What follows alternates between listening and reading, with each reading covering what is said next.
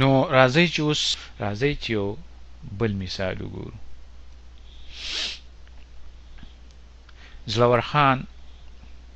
دولت خان خو رښتیا زمونږ د لیندې هیرو دی. دلته هیبت خان د فوټبال لته ورکړې ده او دته یې ولدسې ورکړې ده چې فوټبال کله د ځمکې نه د لتې سره اوچت شوی دی نو د ده ولاستي یا رفتار یا خوځښت په داسې اړخ کې دی چې د ځمکې سره 45 درجې ګوټ جوړوي، او څنګه چې د خپې نه جدا شوی دی د لتې سره دا فوټبال، نو دی بیا په دغه سره لیکتلی دی ځکه چې ګریویټي ور باندې عمل کوي. نو څنګه چې د لیندې نه وتی کاڼي دغسې فوټبال هم په یو لاره باندې ځي، او دی غواړي چې دا فوټبال ورسي بل طرف ته. ورته چې کوم دی نو کمال خان ولاړ دی او چې په یو داسې ځای کې چې د هغه خپې له ورسي، خو د دغه کار کولو دپاره په منځ کې یو 10 فوټه ستن ولاړه ده د بجلی. نو که هیبت خان غواړي چې دا فوټبال په 45 درجې ګوټ سره په لومبي رفتار سره ولي، نو څومره رفتار به دله ورکول غواړي چې دی ایله په شک د بجلی د ستنې سره ونه جنګېږي او د بجلی د ستنې په سر باندې تیر شي او بل طرف ته کمال خان ته ورسي. یعنی کمال خان پکې شرط نه دی چې هغه ته دې ورسي او له ځان را رسي،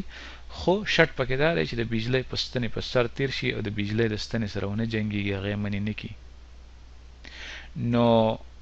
هغه کومه ولاستي ده کم از کم چې دغه کار وکړی شي د 10 فوټه بجلی د ستنې په سر باندې دا فوټبال تیرول دي. د بجلی ستن چې کوم ده هغه چې د کوم ځای نه هیبت خان لته والې ده فوټبال یې د اوچت کړی دی هغه 36 فوټه لرې ده د بجلی د ستنې یخ د ځمکې. نو دا زیړ کرښه دلته ځمکه ده. نو د دې سوالونو جوابونه ورکول دي. نو د دې لپاره ضروري ده لومبی مونږ وایو چې دا فوټبال کله د ځمکې نه اوچت شوی دی نو د وخت په هره لحظه باندې مونږ ته د ځایګی پکار دی.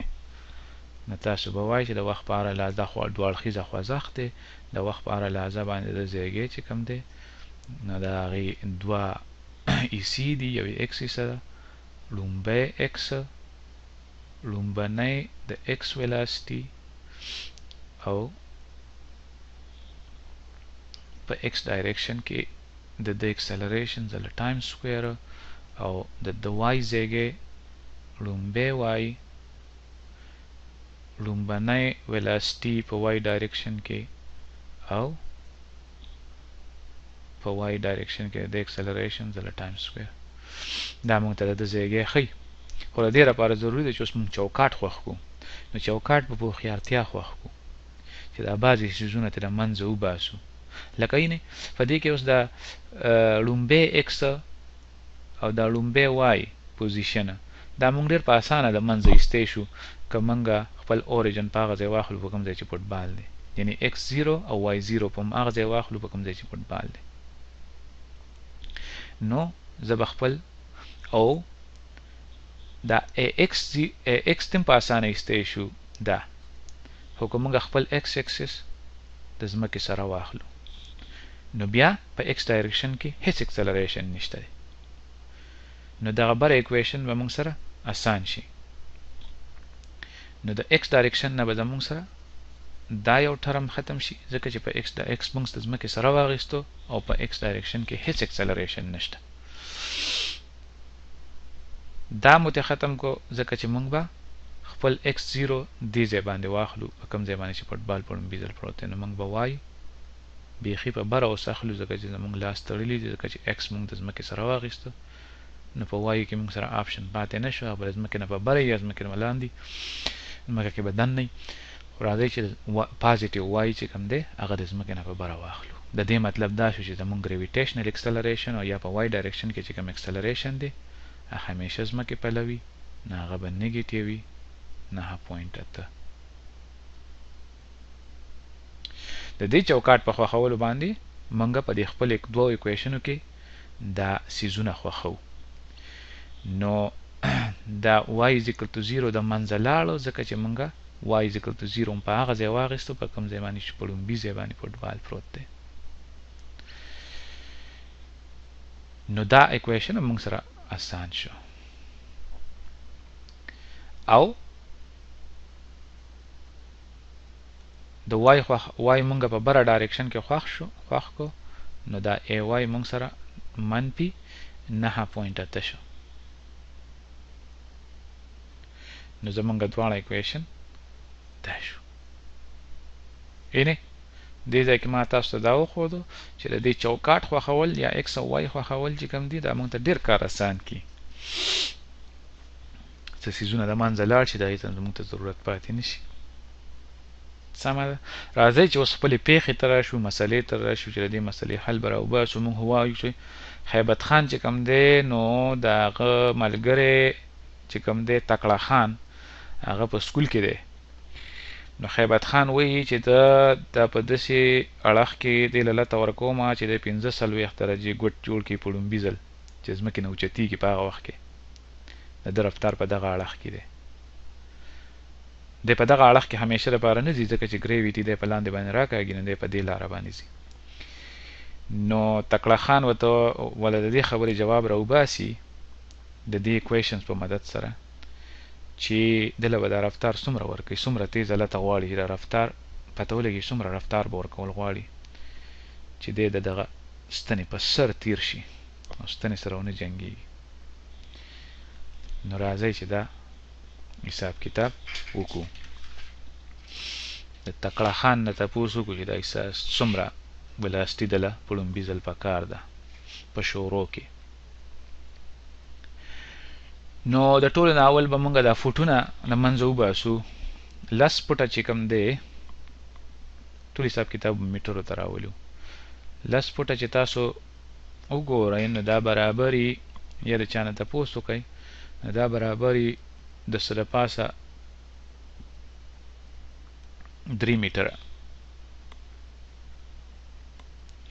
او دا 14 فوټه دا ستن چې څومره لرې ده نو دا برابري د څه دپاسه څه کم 11 میټره. ولې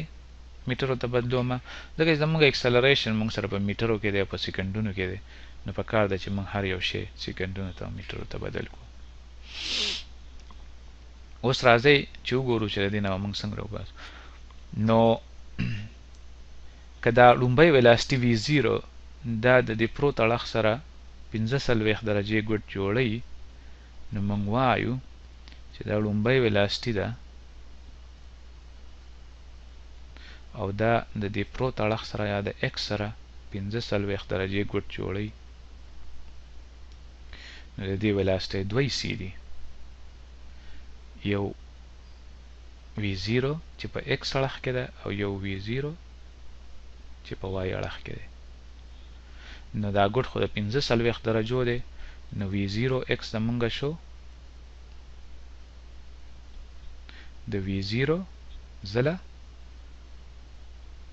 د کوساین د 45 کوساین او V0y زمونږ شو د دغه ویکټر ټوله شمیره V0 ځله ساین. دا موږ مخکې په ویکټرو کې ویلي چې د ویکټر پروت اړخ د کوساین ځله ټول ویکټر شمیره او د ویکټر ولاړ اړخ برخه دا د ټول ویکټر ځله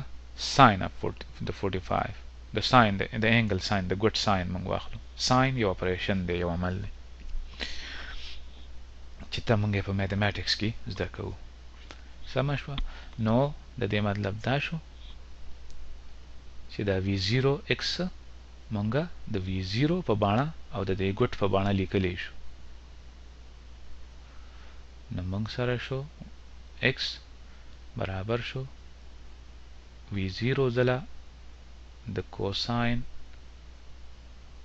د 45 کوساین ځله ټایم او دا V0y زمونږ شو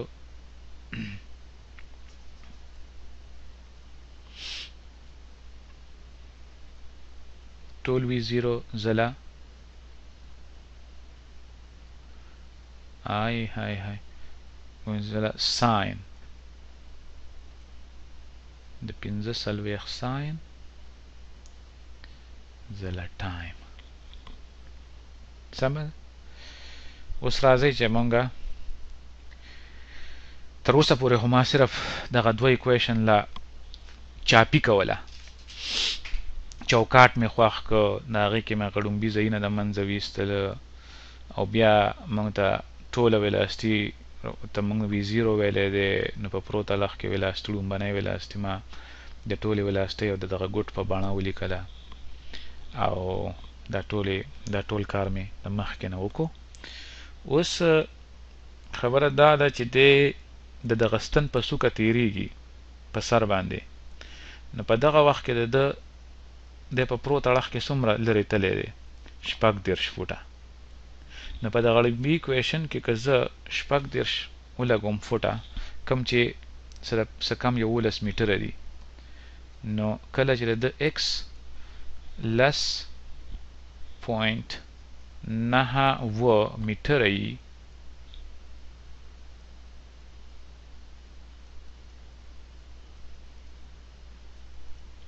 د ټایم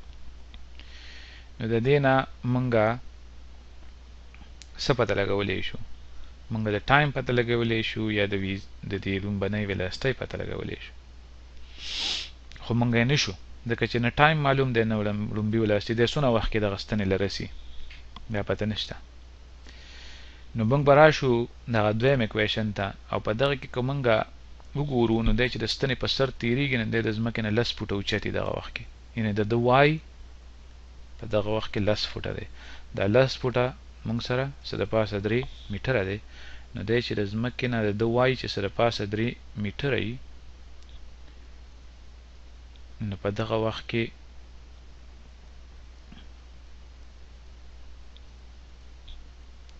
او دا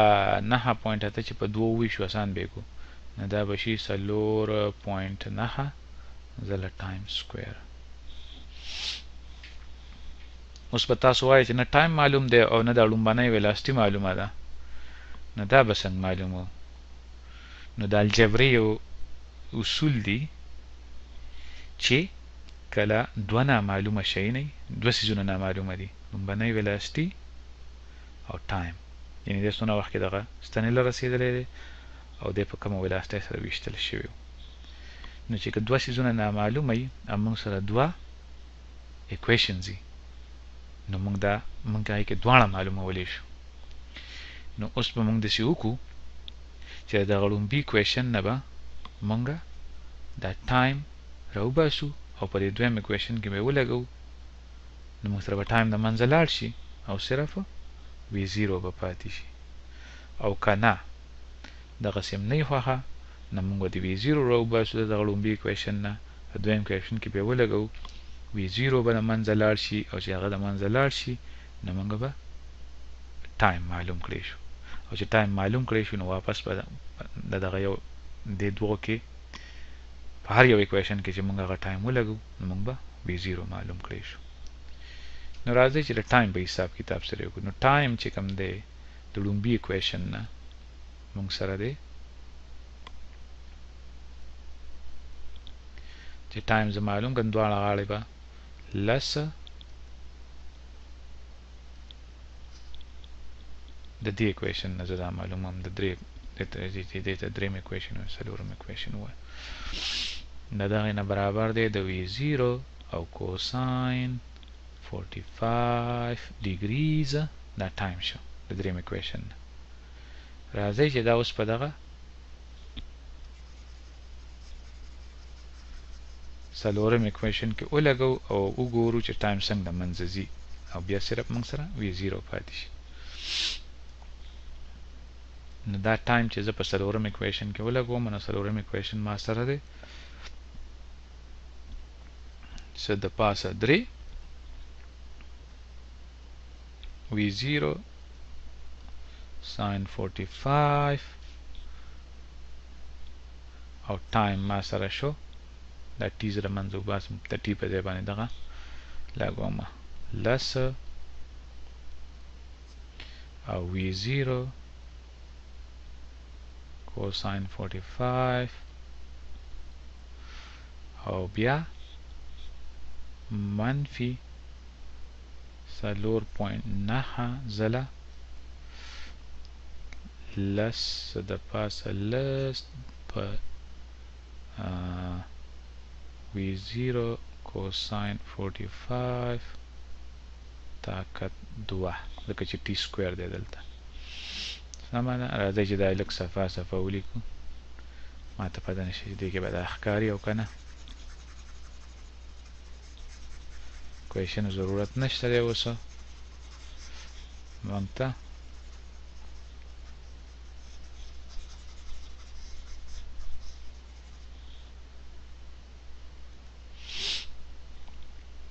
نه موږ دې ځای ته راورسېدو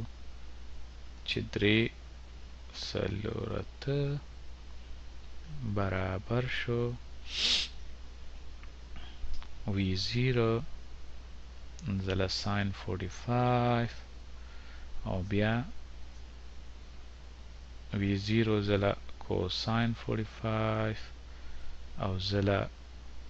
لس 9 او بیا منفی 9 او لس 7 V0 cosine 45 square دا V0 دلته نه کینسل شو sin 45 د cosine 45 برابري ولی دې چې تاسو ته دا وښیمه لور 15 راځي چې د کوساین واخلو دغه نمبر دی 0.1 سمه ده. راځي چې اوس 45 واخلو او د هغې ساین واخلو یعنې 0.7 نو کوساین او ساین په خپلو کې برابري همیشه نو موږ سره دا ایکویشن دلته شو 3 0 دا شو دلته موږ سره صرف لس 0.9 پاتې شو او دلته موږ سره راځئ چې دې له ضربونه ورکو نو موږ سره به راشي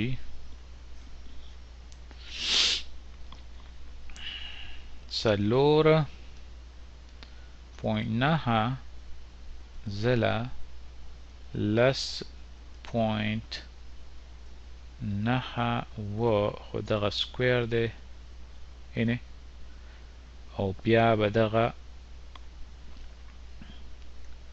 وویشو په 0.7 باندې ځکه چې دغه د کوساین ویلیو مونږ چې اوس وکته د دې نه به مونږ سره راشي یو ځل به بیا په 0.7 باندې وویشو ولې چې دغه سکویر دی د دې نه مونږ سره راشي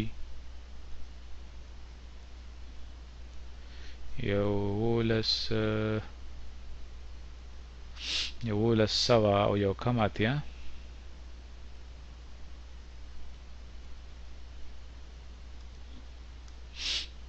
او یو کم اویا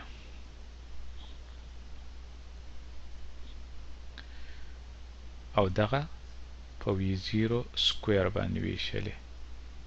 دلته دا سکویر په دې ټول سیز باندې په بریکټو کې نو د دې ځای نه خبره اسانه ده د V0 سکویر V0 لبه سکویر لبه ضرب ورکو په دې ټول مطلب دا دی چې د دې ځای نه خبره اسانه ده او تاسو چې د حساب کتاب وکئ نو پکار ده چې تاسو سره دغه راشي V0 لومړنی ولاستی 12.2 متره په یو سکند کې